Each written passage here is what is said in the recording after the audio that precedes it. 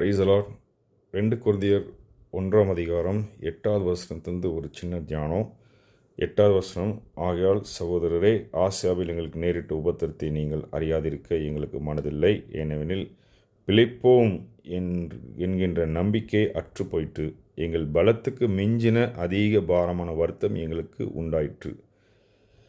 ஆண்டவர் என்ன சொல்கிறாருன்னா, இன்றைக்கி நம்மளுடைய வாழ்க்கையிலும் ஒவ்வொருத்தருக்கு வாழ்க்கையிலும் பெரிய பாடுகள், ஏதோ ஒரு நிந்தைகள் மத்தியில் கடந்து போய்கிட்டு இருப்பீங்க.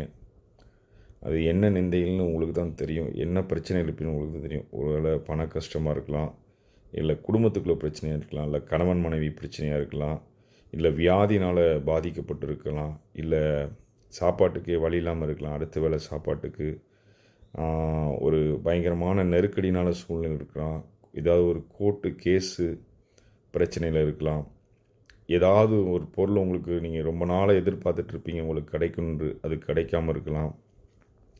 இந்த மாதிரி ஒரு தற்கொலை எண்ணமாக இருக்கலாம், ஒரு தவறான தொடர்புலேருந்து விடுபடியாமல் இருக்கலாம்.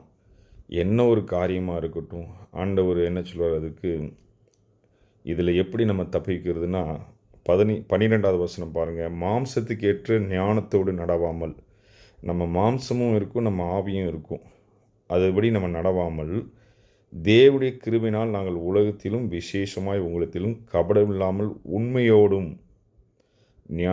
நடந்தோம் என்று எங்களுக்கு மனது எங்களுக்கு சொல்கிறது, சாட்சியாக எங்கள் புகழ்ச்சியாக இருக்கிறது. பவுல் என்ன சொல்கிறாருன்னா, ஆண்டோருக்கு முன்னாடி நாங்கள் மாம்சத்தின்படி நாங்கள் நடக்கலை, ஆவியின்படி நடக்கிறோம், ஆண்டோருக்கு கீழ்ப்படிந்து நடக்கிறோம், ஆண்டோருக்கு முன்னாடி உண்மையாக நடக்கிறோம் அப்படின்னு சொல்கிறார். இன்றைக்கி உங்களோட வாழ்க்கையில் எந்தெந்த காரியத்தில் நீங்கள் உண்மையாக இல்லைன்னு நீங்கள் உங்களுக்கு நிதானித்து பாருங்கள்.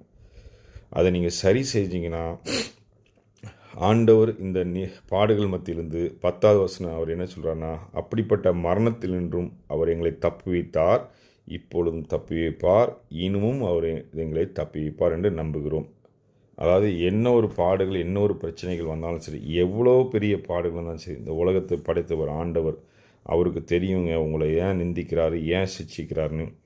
ஆண்டவர் உங்களை சிட்சையில் கொண்டு போகிறாருன்னா உங்களை சரிப்படுத்துகிறாருன்னு அர்த்தம். நீங்கள் சிட்சையில் இருக்கீங்கன்னா உங்களை சரிப்படுத்துகிறாரு, உங்களுக்குள்ளே பாடுகள் இருக்குன்னா உங்களை சரிப்படுத்துகிறாரு. இடுக்கமான வாசல் வழியாக உட்பிரவேசிங்கன்னு சொல்கிறாரு.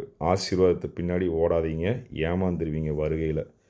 அதனால் ஆண்டவர் என்ன சொல்கிறாருன்னா, அவர் பாதப்பொருள் அமர்ந்திருந்து, நானே தேவன், சங்கீதம் 46:10, நானே தேவன் என்று அமர்ந்திருந்து அவர் சொல்கிறத கேளுங்க. இயேசு சீக்கிரம் வரப்போகிறார். கைவிடப்படாதபடி உங்களை காத்துக்கொள்ளுங்க. உங்கள் பிரச்சனைகள்லாம் இந்த வசனத்தின் மேல் இருந்தீங்கன்னா உங்களுக்கு முற்றுப்புள்ளி வைத்து